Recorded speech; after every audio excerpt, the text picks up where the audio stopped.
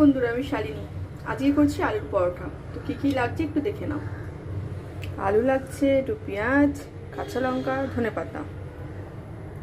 এখানে লাগছে জিরে গুঁড়ো, ধনে গুঁড়ো, গুঁড়ো লঙ্কা, হলুদ, চাট মশলা, নুন।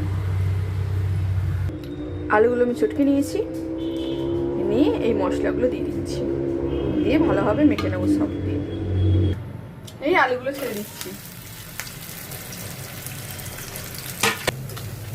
আলুটাকে আমি ভেজে নিচ্ছি। প্রথমে আমি তেল দিলাম কড়াতে, দেওয়ার পরে আলুটা দিয়ে দিলাম। আলুটা ভালোভাবে ভাজা হয়ে গেলে নামিয়ে নেব।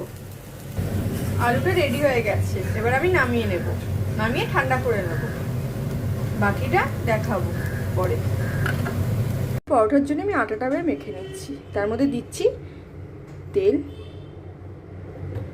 তারপরে দিচ্ছি জোয়ান 1 চা চামচ, আর দিচ্ছি স্বাদ মতন লবণ।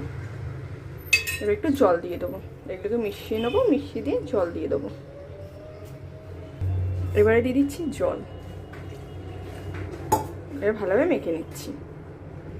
আটাটা মাখা হয়ে গেছে। এবারে আমি লেচি কেটে নিচ্ছি। গোল গোল লেচি করে নিয়েছি।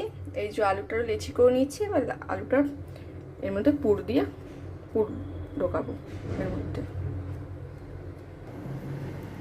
এই যে এইভাবে জিনিসটাকে করে নেবো। করে নিয়ে এই আলুর পুরটা এর মধ্যে দিয়ে দিচ্ছি।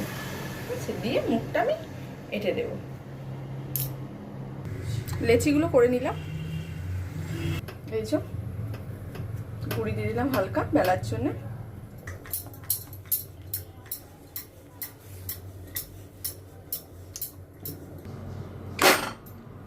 উল্টে নিচ্ছি।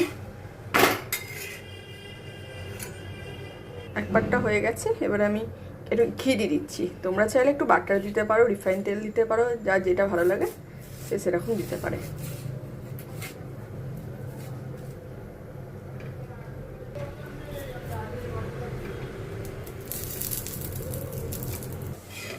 হয়ে গেছে, নামিয়ে নিচ্ছি। এইভাবেই সব পরোটা আমি করে নেবো। কি বড় হয়েছে বুঝতেই পারছো পরোটাটা। এইভাবেই আমি সব কটা পরোটা করে নেবো। তোমাদের ভালো লাগলে সাবস্ক্রাইব করে দেবে, লাইক করে দেবে।